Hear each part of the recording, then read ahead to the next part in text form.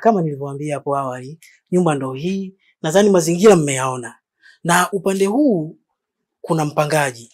Mlango umefungwa na hisi itakuwa ametoka. Lakini huku hakuna mtu.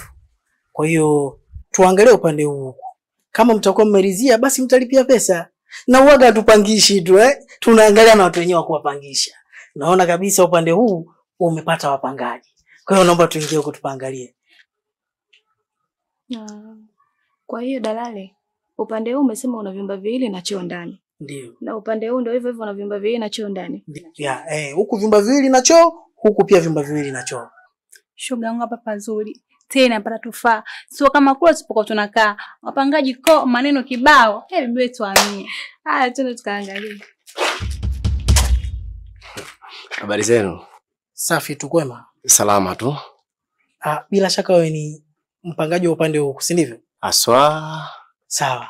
Nimewaleta dada zangu hawa kwa ajili ya kuja kuangalia upande huu. Wewe ni dalali? Ya. Karibu sana. Asante. Maana sisi tulikuwa tumetoka hapa, tukakutana na kijana hapa. Na sisi hapa tunakaa wawili tu. Tukashangaa unaenda wapi? Kwa hiyo bila shaka mtakuwa na nyinyi, si ndio? Hapana, sisi tumekuja watatu tu kama unavyotuona. Wala hatujamuona huyo kijana. Basi sawa, karibuni sana.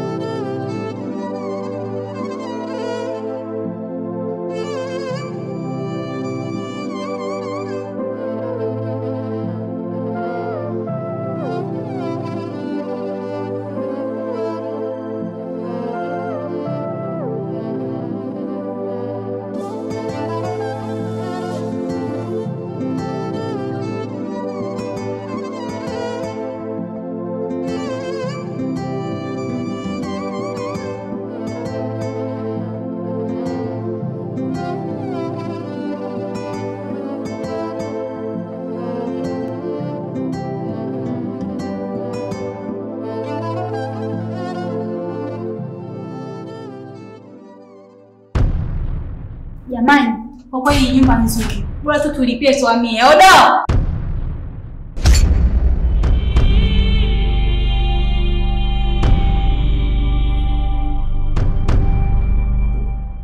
Mimi nadhani nimependa mazingira, maana chooni pia kuko vizuri.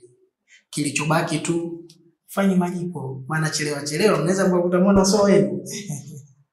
Mwanzo nilikuwa na wasiwasi kuhusu chooni. Nilijua labda nitakuta choo cha kukaa, lakini nimekuta choo cha kuchuchumaa.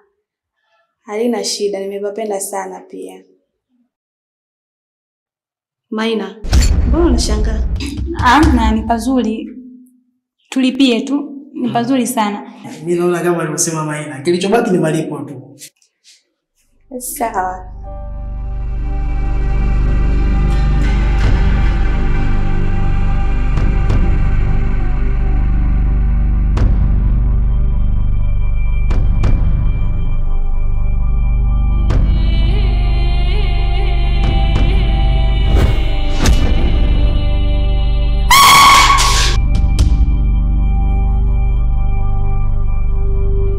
Maina!